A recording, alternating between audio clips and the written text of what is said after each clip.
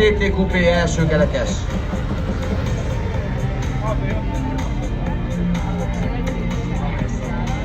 Na végre már hiányzott a gyorsulási feeling.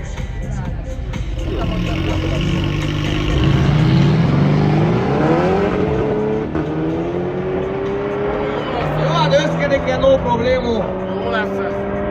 Tőlig, ami nagyon elment, az 5 fél V8 BiTurbo összerekes Peugeot-val. Egyértelműen ő volt a gyorsabb. 200-as a C-vonalia, 12.2 a bruttó idő. Hiszen ebből még lejön majd a reakció idő,